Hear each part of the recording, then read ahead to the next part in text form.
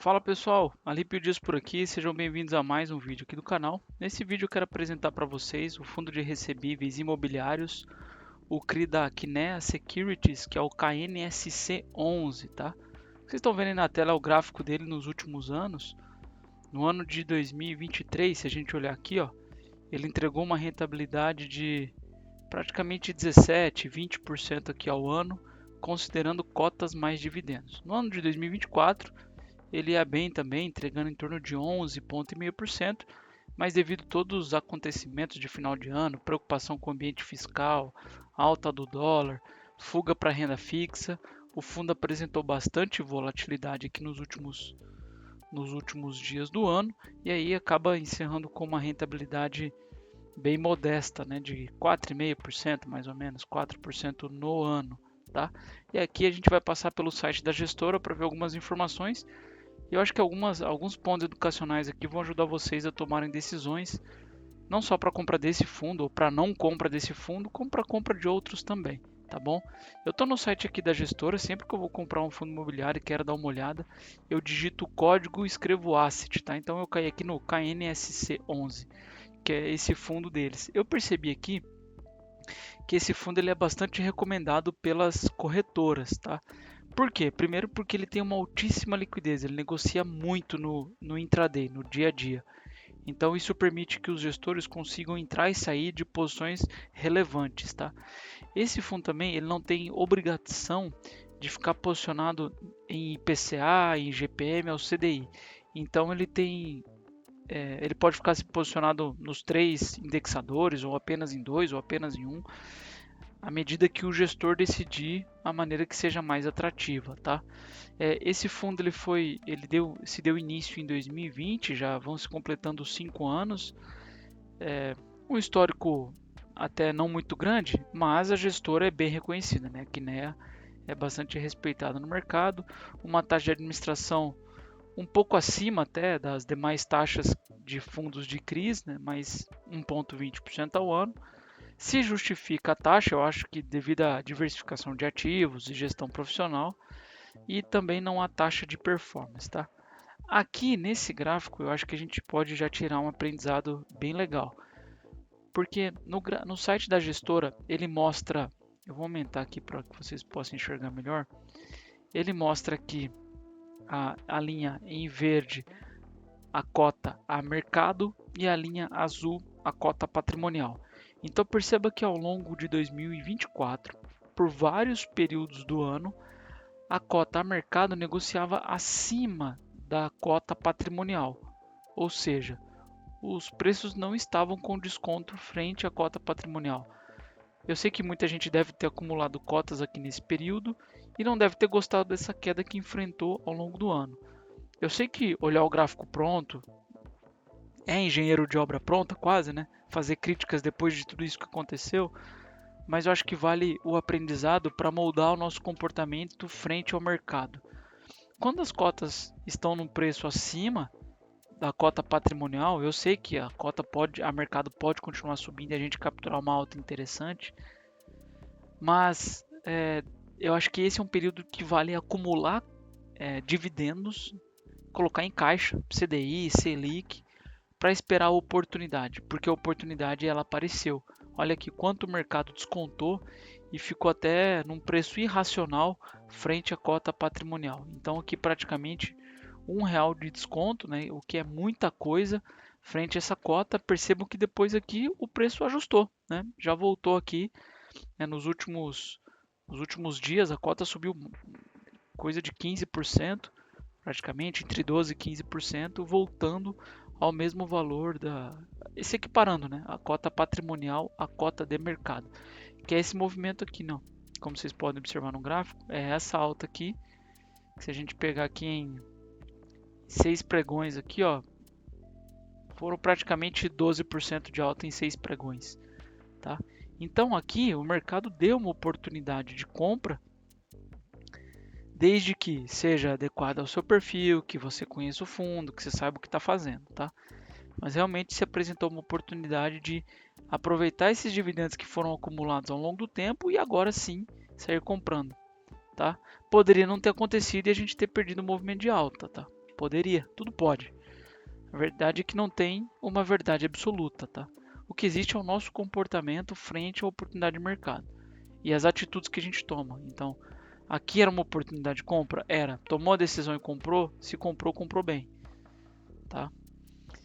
Aqui ele mostra a cota e a taxa diária. Esse é um gráfico muito legal que eu achei interessante compartilhar com vocês que tem no site da gestora, que ele mostra aqui, ó, selecione um valor na régua abaixo para visualizar os valores das cotas nos últimos dias.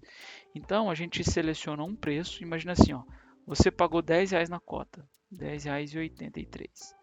Se você pagou R$10,84, que foi o que deu nessa régua, a gente tem um valor patrimonial de 8,67, ou seja, a gente pagou acima, né? Comprou a cota com ágio, né? Com ágio de 25%. Ela vai entregar IPCA mais 1,93, ou seja, nesse nível de preço não é uma oportunidade de compra, é um prêmio muito baixo. Um spread frente à NTNB é como se você comprasse uma NTNB menos 5,57, tá? Não é interessante. A taxa de administração também ela fica em torno de 0,73 e o spread fica negativo também. Agora, olha aqui, como a taxa aqui, a cota aqui patrimonial está em torno de 8,60, imagina que a gente compre aqui a R$6. Olha como isso se comporta. Vamos dizer que a gente comprou aqui, ó, R$6,50, tá? Se a gente conseguiu comprar R$6,50, vamos até ver se foi essa oportunidade que o mercado deu. Não, o mercado deu 7,80. Vamos trazer aqui para a oportunidade de mercado, 7,83, tá? Naquele cenário, com uma cota patrimonial 8,67, você estaria comprando a cota com deságio de 10,15%. É como se fosse um desconto, tá? O mercado está em liquidação, está com 10% de desconto. Seria uma taxa equivalente a IPCA mais 3,85, um spread sobre a NTNB de 5,48. Por isso que quando o mercado se ajusta, olha aqui, ó, quando ele volta próximo à taxa, olha aqui, ó. Por isso que você escuta falar que os spreads estão amassados, ó. Olha como o spread, observe aqui esse percentual, como vai amassando, vai ficando com pouco prêmio, pouco spread. Agora quem comprou a 7,83 comprou com um spread interessantíssimo, tá? Aqui ele mostra a relação risco-retorno e se é uma carteira mais atrelada ao CDI ou ao IPCA frente aos demais fundos da própria gestora. Esse é um fundo que ele mostra bastante equilíbrio, tanto em relação a risco e retorno, então ele não é o fundo de maior risco da gestora e nem o de menor. E ele também não é um fundo totalmente posicionado em CDI e IPCA, ele é um fundo bastante equilibrado, né, frente aos demais da própria gestora. Tá? Aqui ele mostra quanto que ele distribuiu de dividendos mensais. Eu vi que ele distribui em torno de 0,8 centavos, mais ou menos, tá? Ah, não, desculpa, esse aqui é o volume negociado, né? Então negociou 8 milhões aqui, ó, quase 9 milhões em dezembro de 2024. Então é um fundo que tem bastante liquidez, ó. No pior mês dele, que foi no mês 8, ele negociou 2,9 milhões de diário, tá? Isso no intraday. Então é bem tranquila a entrada e saída para gestores quanto para pessoa física, tá? Os dividendos estão aqui, ó. Esse fundo tem pago em média 0,8, 0,09 centavos de dividendos ao mês. Nos últimos 12 meses, isso representou um pouco menos de 1% ao mês, tá? Deu 0,87, 0,85% de dividendo. Aqui no site também tem a palavra do gestor, que eu acho que vale a pena conferir, até para que você ganhe mais confiança e segurança para fazer o investimento, tá? Mas ó, vamos falar sobre dividendos, que eu sei que é um assunto que vocês gostam. Os dividendos referentes a novembro, cuja distribuição ocorreu, né, no último dia 12 de 12 de 2024, são de 8 centavos por cota e representam uma rentabilidade isenta de IR para pessoa física de 0,87%, considerando a cota média de ingresso a 9,19. Então, considerando que a pessoa comprou a 9,19, o que corresponde a 110% do CDI do período, ou 129% do CDI, considerando um gross-up do IR alíquota de 15%. O que é isso aqui, para quem não sabe? É um cálculo que a gente faz inserindo imposto, tá? Para a gente poder comparar com o CDB. Então, se você tem um CDB para 2 anos, entregando acima de 130% do CDI, aí esse CDB foi mais interessante do que ter comprado a cota do fundo imobiliário. Como eu sei que é um nível de taxa não tão fácil de encontrar, e se você encontrou um CDB com esse nível, provavelmente o risco é maior. Claro que você tem um fundo de garantidor de crédito e outros fatores a considerar, mas eu sei que não é tão simples assim achar um CDB com esse nível de taxa. Tá? Então, eu acho que é um fundo bem legal, uma volatilidade reduzida, né, frente aos demais fundos imobiliários, até porque é um fundo de CRI, um fundo de recebíveis, uma taxa ok, ele paga, data do dividendo ele paga no 9º dia útil, tá, que ele realiza o pagamento, o público é investidor geral, ou seja, está à disposição de todas as pessoas para investirem. E é um fundo bastante democrático, né, dado que com menos de R$10 você consegue já começar a comprar suas cotas, né? Então qualquer dinheirinho que sobrou na carteira, pessoal, já é possível você iniciar seus investimentos em fundos imobiliários, ir acumulando cotas e receber os seus dividendos.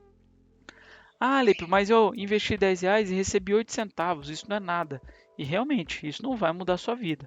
Agora, um processo de investimento de longo prazo, que tenha um processo de investimento que tenha uma certa disciplina, eu tenho certeza que você vai acumular boas cotas e isso vai fazer diferença no seu futuro, tá bom? Pessoal, deixe aqui nos comentários se vocês investem no KNSC11, o que vocês acham desse fundo e se vocês gostam do mesmo, tá? Ou até sugerir outros fundos aqui para o canal. Eu espero que vocês tenham gostado, um grande abraço e até o próximo.